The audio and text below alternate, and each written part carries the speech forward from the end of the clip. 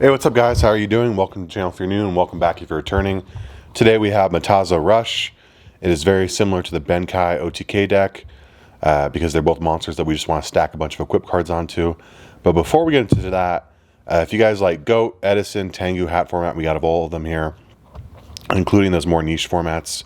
So like and subscribe for more. Here we go. 40 card list.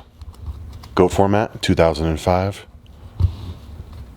To start with, the main man, we got, let me put it in order of the best one first. We got 3 Mataza the Zapper. Let's read his effect because he is the main man in the deck. It says, this monster can attack twice during the same battle phase. While this card is face up on the field, control of this card cannot switch. So he is immune to Snatch Steal, immune to Mind Control, Brain Control, but mainly Snatch Steal is what we care about. And also, it's important to note that he is a warrior, so we're going to take advantage of the warrior toolbox in this deck.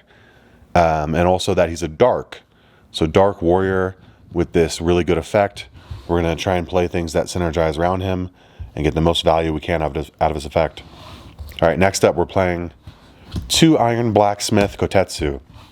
Iron Blacksmith Kotetsu is a flip effect monster that says when he is flipped, you can add 1 equip spell from your deck to your hand. Like I said, our goal is to equip a shit ton of equip spells to Mataza the Zapper because he attacks twice. Just get a really big beater and just swing and hopefully go for game. So we want to add those equip spells. So Iron Blacksmith Kotetsu is very necessary. Next up, we are opting to play 2 Mystic Tomato. As I mentioned, Mataza the Zapper is a dark monster. Let me see if we have any other targets. We don't have any other targets in the deck. So I guess that's why we're only playing 2 when I constructed the deck. We got 2 tomatoes with 3 targets. Also, tomato can obviously flow into tomato. So, but yeah, we want to get him out as quickly as possible. So we're playing 2 recruiters. When destroyed by battle, special him in a dark with 1500 less attack, and he has 1300, so that works out.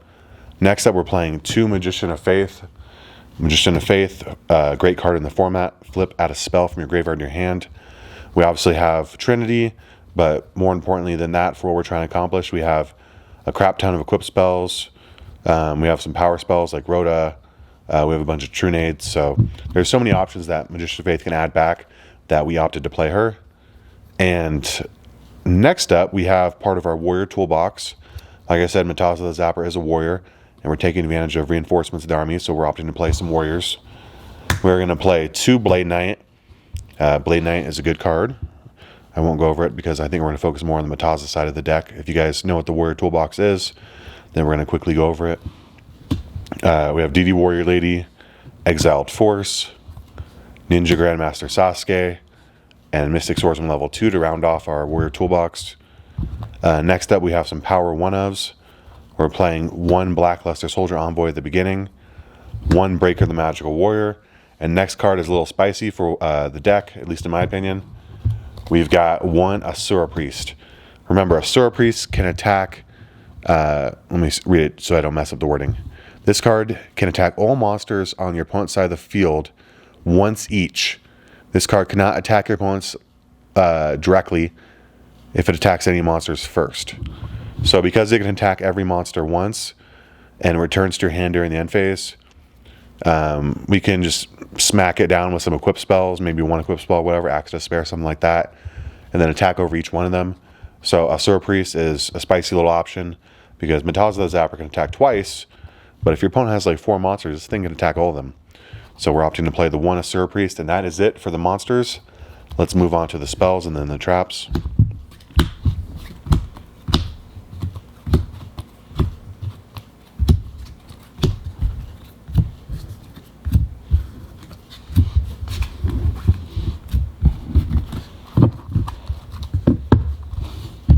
Here we go. We got phone, wallet, and car keys. You can't leave home without them. You gotta remember to bring them everywhere you go. Pot of Greed, Graceful, and Delinquent Duo. That's Trinity for a reason. Cards are broken. Like I said, we're playing 2 Moths, so we're playing like 2 to 3 copies of each of these if we want to. Next up, we're playing we're playing some more Power 1-ofs, but it's important to highlight the fact that these are equip spells because we are playing the flip effect that adds equip spells from deck. We're also trying to equip as many cards as possible. So we have Snatch Steal, Premature Burial, United We Stand, Mage Power, 1 Big Bang Shot, and 2 Acts of Despair. So we have 1, 2, 3, 4, 5, 6, 7. We have 7 legal targets for Iron Blacksmith Kotetsu, which has Flip, add 1 equip spell from your deck to your hand. So being able to add Snatch Steal is actually kind of crazy. Or a Premature Burial to bring back a properly summoned BLS. You know, just going to work out really good for us. Next up, we have 2 Rhoda. Absolutely ridiculous, the fact that we can play that in this deck. The Warrior Toolbox engine is already really good. And then the fact that Mataza can take advantage of it as well. It's just really good for us. Next up, we have 2 Noblemen of Crossout. Yeah, just semi-limited, really good card, nothing to say about it. Next up, we have 3 Giant Trunade. Giant Trunade is going to allow us to OTK. We are putting forth a lot of resources on the board when we commit all those equip spells to our Mataza the Zapper. So we want to make sure everything goes through and we feel safe. We're opting to not play Giant Trunade or MST to keep the slots open. Instead, we're just playing 3 Trunade because Heavy Storm would, it would destroy all of our equip spells as well, and we don't want that to happen. Another thing I'll highlight about Giant Trunade is its interaction with Big Bang Shot. Big Bang Shot says that when this card is removed from the field, the equipped monster is removed from play. His main effect is that it gains 400 attack and it does piercing, but that second effect is important to highlight because you can equip Big Bang Shot to the opponent's monster before you do any of your plays. Giant Trunade to clear the field. When Big Bang Shot comes back to your hand, it'll banish the opponent's monster, and then you play your Mataza the Zapper face up, and then you equip Big Bang Shot from there, as if nothing happened, because it's not once per turn to activate Big Bang Shot, so you might as well take advantage of it before you Trunade, and you can keep doing that. Because of that, I've thought about playing more Big Bang Shots, but I opted just to play the bigger ones because we're trying to OTK here. And lastly, we have the traps of the deck. We didn't have space for Torrential, but we do have space for Mirror Force, 1 Ring of Destruction, which I think are the better ones if we're going to play one at all. Ring of Destruction is really good because we get big monsters to be able to basically pop off Ring and go for game.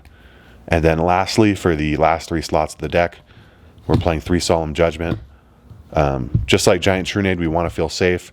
We want to make sure our high investment plays go through because we're putting a lot of resources into them.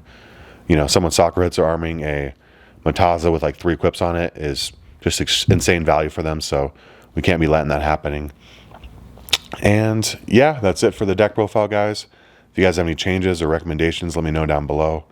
Again, we do Go, Edison, Hat, Tengu, all those niche retro formats, so join us for more, and we'll see you in the next one. Peace out.